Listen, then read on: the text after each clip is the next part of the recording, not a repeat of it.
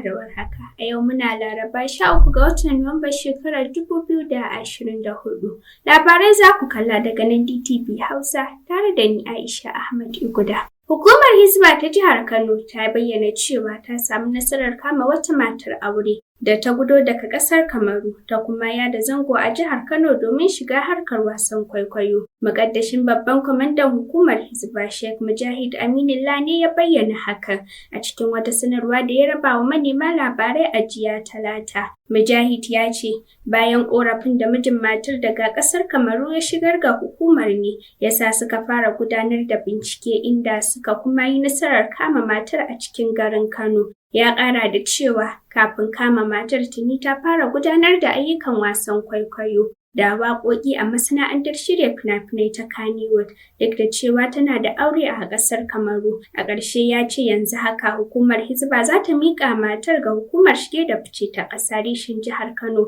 domin miƙa ta ga 'yan uwanta da ke ƙasar Kamaru. A nan kuma babbar kotun shari'ar addinin Musulunci da ke zamanta a unguwar Rijiyar Zaki da ke jihar Kano ta sanya ranar 19 ga watan Nuwambar da muke ciki domin bayyana matsayarta kan tuhumar da ake yi wa matashin nan mai suna Shafi'u Abubakar kan zargin ƙone wasu masallata a garin Gadan da ke ƙaramar hukumar Gezawa ta jihar. Rahotanni sun bayyana cewa a zaman da ya gabata, masu gabatar da ƙara sun gabatar da wani jami'in ɗan sanda mai suna ASP Abdullahi Sajau, wanda ya jagoranci gudanar da binciken da aka yi wa Shafi'u Abubakar bayan jami'an 'yan sandan Gezawa sun miƙa shi babban sashen gudanar da binciken manyan laifuka na rundunar 'yan sandan jihar Kano. Tuni dai ɓangaren masu ƙara suka kammala gabatar da shaidunsu guda 7 a zaman kotun na jiya Talata ƙarƙashin jagorancin lauyan gwamnati Barista Salisu Muhammad Tahir. Lauyar da ke kare wanda ake tuhuma Barista Hasiya Muhammad Imam ta ce ba sa yin suka kan shaidun da masu gabatar da ƙara suka gabatar, amma a zaman na gaba wanda ake zargi zai fara kare kansa. Alƙalin kotun mai shari'a Halhalatul Kuza'i Zakariya ya sanya ranar 19 ga watan Nuwamba da muke ciki don ci gaba da sauraron ƙarar. A nan kuma gwamnan jihar Kano Injiniya Abba Kabir Yusuf ya sake jaddada ƙudurin gwamnatinsa na biyan ragowar haƙƙoƙin tsofaffin kansiloli tun daga shekarar 2014. Wannan na ƙunshe ne cikin wata sanarwa da mai magana da yawun gwamnan Sunusi Bature Dawakin Tofa ya fitar a jiya Talata, inda ya ce Abban ya bayyana hakan ne a wani taron karɓar tsofaffin kansilolin daga jam'iyyar APC zuwa jam'iyyar NNPP. Abban ya kuma jinjina wa kansilolin kan shawarar da suka yanke na sauya sheƙa, wanda ya danganta matakin nasu da rashin gamsuwa da gwamnatin baya wajen haƙoƙinsu, ya kuma bayyana cewa an kafa wani kwamitin da zai jagoranci tsarin biyan kuɗaɗen, wanda zai yi amfani da tsarin irin na masu karɓar fansho. Kazalika ya umarci sabbin shugabannin ƙananan hukumomin jihar Kano guda 44 da su gano dukkanin tsofaffin kansilolin da ba a biya haƙoƙinsu ba.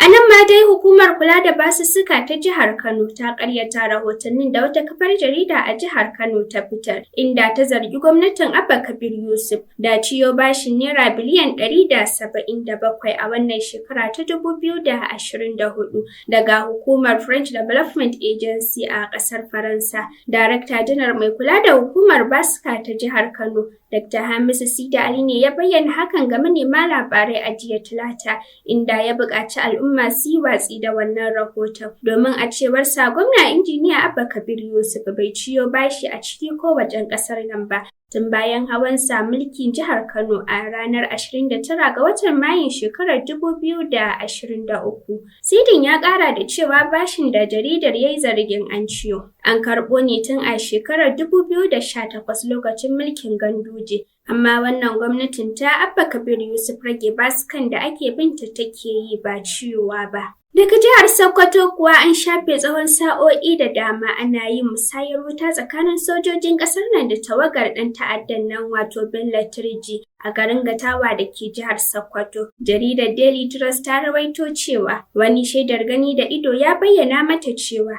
an yi mummunar musayar wuta tsakanin 'yan ta'addan da sojojin Najeriya na tsawon awanni, inda ake kyautata zaton cewa an yi wa tawagar ɗan ta'addar mummunar illa. Tun a ƙarshen makon da ya gabata ne sabon shugaban rundunar sojin ƙasar nan Laftanar Janar Olufemi Olayede ya ziyarci yankin inda ya tattauna da dakarun da ke aikin tabbatar da tsaro a Tangaza da Ilela akan mahimmancin murƙushe duk wani ɗan ta'adda ciki har da Bello Turjin. Daga jihar Edo kuwa sabon gwamnan jihar Edo Monday Okpebholo wanda aka rantsar da shi a jiya Talata ya bayar da umarnin dakatar da duk wani haraji musamman wanda ake karɓa a tashoshin mota a jihar har sai baba ta gani. Hakan na kunshi ne a cikin wata sanarwa da babban sakataren yada labaran gwamnan Fred Itwa ya fitar a yau Laraba a Benin. Okpebholo ya kuma umarci kwamishinan 'yan sandan jihar da ya kama duk wanda ya karya doka. Itwa ya ƙara da cewa gwamnan zai duba batutuwa da suka dabaibaye harkar haraji a jihar nan ba da jimawa ba tare da yanke shawara kan sabon tsarin da za a bi. Tsohon mataimakin shugaban ƙasa Alhaji Atiku Abubakar ya buƙaci membobin jam'iyyar PDP a jihar Ondo su haɗa kai domin samun nasarar jam'iyyar a zaben gwamnan da za a gudanar a ranar Asabar mai zuwa. Hakan na kunshi ne a cikin wata sanarwa da mai baiwa tsohon mataimakin shugaban ƙasar shawara kan harkokin yada labarai Phil Ebe ya fitar. Ta cikin sanarwar, Atikun ya yaba wa ɗan takarar jam'iyyar PDP wato Obola Ajayi a matsayin gogaggen ɗan siyasa da zai iya jagorantar jam'iyyar zuwa ga nasara da kuma inganta rayuwar al'ummar jihar. Tsohon mataimakin shugaban ƙasa ya tabbatar da cewa shugabannin PDP za su bayar da dukkanin goyon bayan da ake bukata domin tabbatar da cewa APC ba ta hana mutane zaɓar abin da ransu yake so ba a zaɓen. A ɓangaren lafiya kuwa cibiyar kula da cututtuka masu yaɗuwa ta ƙasa wato NCDC ta bayyana cewa mutane 762 ne suka mutu a faɗin Najeriya sakamakon cutar sankarau da zazzabin lasa a tsakanin shekarar 2023 zuwa shekarar 2024. Babban daraktan cibiyar Dr. Jide Idris ne ya bayyana hakan a jiya Talata a Abuja yayin da yake bayar da ƙarin haske kan cutar zazzabin lassa da kuma barkewar cutar sankarau a faɗin ƙasar nan. Ya ce mutane 361 ne suka rasa ransu sakamakon kamuwa da cutar sankarau a ƙananan hukumomi 174 cikin jihohi 23 da kuma babban birnin tarayyar Abuja. Yayin da zazzabin lasa ya yi sanadiyar mutuwar mutane 401 a jihohi 28, ya kuma ƙara da cewa an gwada mutane 4,915 da ake zargin sun kamu da cutar sankarau, yayin da 380 aka tabbatar da sun kamu da cutar a lokaci guda. Hukumar yaƙi da cin hanci da rashawa ta EFCC ta danganta laifin yawan lalacewar babban layin wutar lantarki na ƙasa wato National Grid akan 'yan kwangila masu sayo kaya marasa inganci. Shugaban hukumar Ila Olukoyede ne ya bayyana hakan a lokacin da yake karɓar bakuncin kwamitin majalisar tarayya kan yaƙi da rashawa a ofishinsa.